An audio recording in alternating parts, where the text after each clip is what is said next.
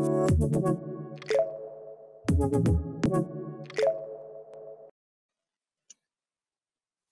everyone, welcome to a new episode of Cozy Conversations, and this is Mahima Poddar, your host for today.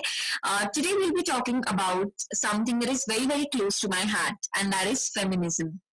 So whenever I tell people that I'm a feminist, people usually cut me in the middle, and they usually bombard me with all the assumptions that they have, and that gets me really, really annoyed. So I was like, I have a conversation about feminism because it's very, very important. And for this episode, we have our guest Nirvana Bhandary. So she is a feminist writer and artist, and she is the founder of the F Project Nepal. The F Project Nepal is a collective of artists whereby artists talk about feminism through their art. It's like a beautiful, beautiful community, and you can follow it on your Instagram page as well. I'll make sure that I link it in the description box below. So welcome to our episode, Nirvana D. Thank you so much, Mahima. I'm excited to join you. Me too. I'm really excited to talk about this. So before beginning the interview, it's very important to know, how do you define feminism? What is feminism for you? So I think the most simple definition is that feminism is about achieving equality. I think that's something that's quite understood, and equality in every sense of the word, so meaning political, social, and economic.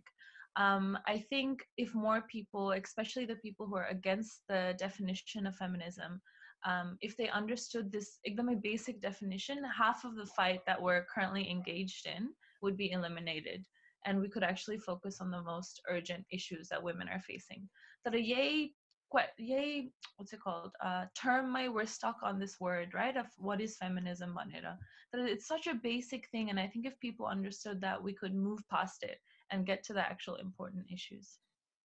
So again, I think it's very important to, be comfortable with the word feminism, because I think many people are not even comfortable by using with the word feminism. They feel very intimidated, or they feel very scared, like, as a result of which we are not being able to, move into the path as faster as we could.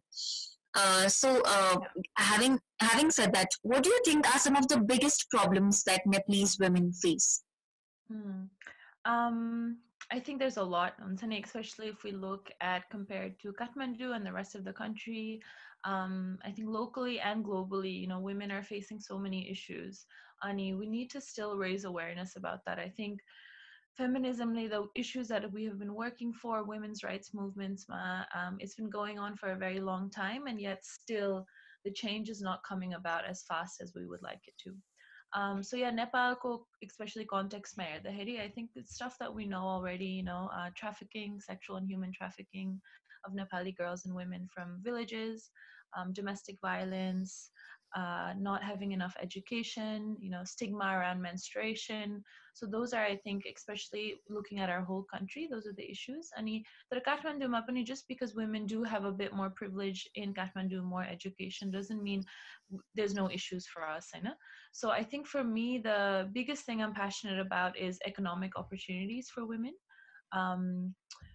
Because financial freedom is directly linked to independence. So especially Amro culture, girls are women, and women are often reliant on someone else for money. So either parents go support for their whole life growing up, and then they might get married, then it's with the husband. So if women are able to make their own money, that just opens up the world so much more. There's so much more choice. So I think Yo is relevant throughout the country. If we look at Kathmandu or anywhere else, your financial independence is super important.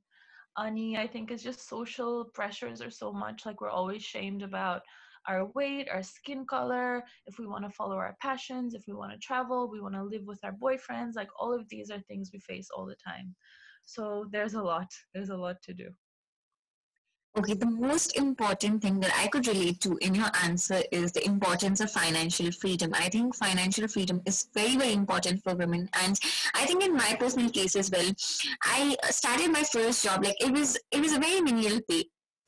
But I just started it because I wanted to experience how financial freedom feels like. And ever since I did that, I think there's been no looking back. That's good. But there's been no looking back. And I think financial freedom is very, very, very important for women. And that's something that I can absolutely relate to. So, when we talk about feminism, many people think that feminists are men haters. But I think this is a myth. What are your thoughts about this? Yes, it's definitely a big myth. And there's people who want to believe this myth and perpetuate the myth. That's why it keeps going on and on. So I think it is about Unsani, men have always had a position of power for centuries. So मलाई चाहिँ के लाग्छ भने, even this term man hating is created, of course, by a man because they don't want to let go of that power, right? They want to keep the status quo. So मैले पहिला भने जस्तै there's absolutely nothing hateful, self-serving, irrational about what feminism is. It's literally just equality. So that people are spinning it as something else. And we women are just saying like we want our full human rights. That's it. But still, men have found a way to twist that around, but it has nothing to do with it. Okay, so I think one important learning from this answer is that, people are just, turning the definition of feminism and, changing it the way they want to, but feminism is not being looked at the way it is. As a result of which, people are always, rushing around like, what is feminism to you? Is this good or not? Because people are changing the definition and manipulating the definition the way they want to. And I think that is a major problem. So, in case of feminists, I follow two feminists on my Instagram handle, like very religiously. One, Saluni Chopra. So, she's an actress. If you guys remember, on MTV, there was a show that was released in 2016 called Girls on Top. And she was an actress in that, and I started following her. So she is a feminist, and I've seen you, and I follow you on your Instagram handle, and I've seen that both of you, both Saluni Chopra and you, are very comfortable, with your body, and you're very comfortable showcasing your body as it is on your Instagram and your social media handle. You do not feel the need to, cover yourself. Like you're very comfortable even with nudity on your Instagram. So how difficult was it to be that unconventional in our society? Because in our society, women from a very young age are taught that we should cover our bodies, we should take care of ourselves. So how difficult was it to be unconventional in that tone? Mm. Yeah, really good question. I think it's been a long journey. I think I could talk about that forever, Unsini. There's been small and big things that have happened with, I guess, my experiences, the revelations I've had, confidence when it's something that doesn't happen overnight. I think I often try to talk about that when women do ask me, how are you so comfortable with your body? So it's not something that you just one day wake up and you're suddenly like, yes, I want to do this. I can express myself this way. It takes a lot of time, a lot of self growth, yeah, experiences. So Theo, that's a whole other thing. But yeah, I think it is very challenging to be so open about my body and showing my skin. Especially we're living in a world that it's constantly telling us that we are a slut or we're a whore if we want to show our skin. But there's mechanisms that I have so I can protect my mental health and look after myself and keep doing this important work that I do. So I think social media is a shield in a way for me because I never have to directly interact or see with the people who are opposed to my work, right? So they might send me negative messages, but it's just at that level, and that means I can easily block them out. um, I really just focus on the good stuff. There's a community of women who really support me, who believe what I'm saying, who really feel and resonate with it. So I focus on that and literally just block the negativity. So I think one very important learning that I take from your answer is your ability to look at the positive side of it, and the fact that you said that confidence takes baby steps. When we talk about confidence, people might think that it's a magical thing that can happen overnight, but it's not that. We need to take baby steps even towards confidence, and that's a very, very important point that you made. So in case of feminism, in case of the urban areas, we can see that women are becoming more empowered, and that's a very, very beautiful sight to see. But in case of the rural areas, there's still a lot of unnoticed oppression that happens. So why do you think is that the case? Mm. I think it's just about inequality, Sunny, which is happening in Nepal and most developing countries around the world. Is that we are ignoring the plight of the poor people and only focusing on those with money and who are already privileged. So this is, yeah, again, the inequality gap is getting wider and wider in most developing countries. And not just developing countries, I think even in the Western world. अनि मैले पहिला भनेको जस्तै, it's about, I think, meaningful education and economic opportunities for women everywhere, you know, whether they're living um, in what's it called, villages or city or wherever. And how to actually execute that effectively is something I can't say, because I think that's something that NGOs, government sector has been trying to work on for decades and decades. I know it's still not happening. So Tiotse is a much more complicated answer.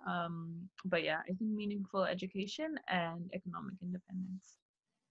So when it comes to like feminists, people talk like feminists usually shame the concept of body shaming in itself.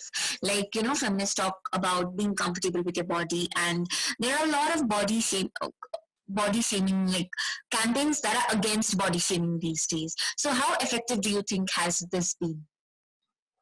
Mm, Campaigns against body shaming, I'm not really sure, but I can talk more about, I guess, body positivity campaigns, because that's my experience. But yeah, I think body positivity campaigns are really positive. Um, there's so many women that did not see themselves represented in mainstream media. I know when we were growing up, our bodies, our faces, skin colors, ethnicities that was never represented, and all we saw were like these skinny white women with flawless hair and flawless skin. That's, I think, very damaging to the self-esteem and confidence of women and girls. So, there's people who are literally killing themselves to look like this because the whole world is saying that's what beauty is. And I think with body positivity and all this digital activism is that women are reclaiming the narrative of what it looks like and feels like to be a woman. And we're gathering communities and we're saying, fuck you to capitalism that profits off of our bodies and appearance.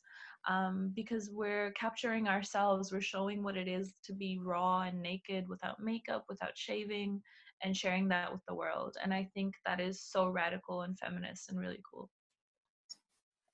Again, that is a very, very, very important point. Like for years in our mainstream media, we have seen only one, one category of women who looked a certain way, and we always were made to believe that that is what beautiful is.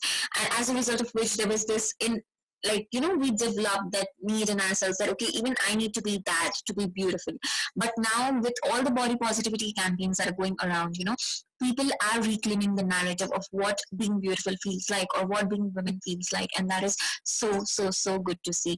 Again, there are so many feminists who do not like the idea of watching porn because porn because they believe that porn objectifies women, because in some cases it's a man forcing himself into a woman, even, and the woman is not really enjoying it, but then the man is still forcing himself. In some of the videos we can see that. So what are your thoughts on that? Hmm. I think porn is an industry that's based on the sexualization of women and profiting off of that, right? In a very big way. It's a big industry that makes a lot of money. Ani, the majority of porn that's in the mainstream does show very degrading, violent, or humiliating behavior towards women.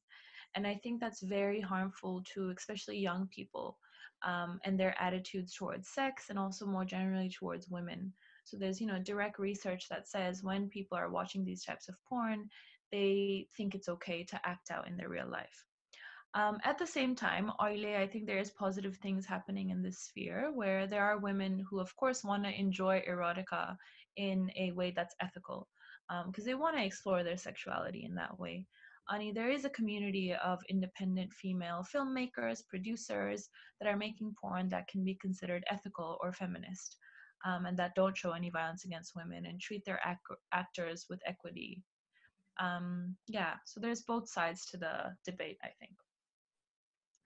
Again, that's really, really interesting to see how there are women who are coming up in this sector as well, and they are making porn which is more ethical and which is more comfortable for women to see, because they are not seeing themselves being objectified or sexualized in that manner.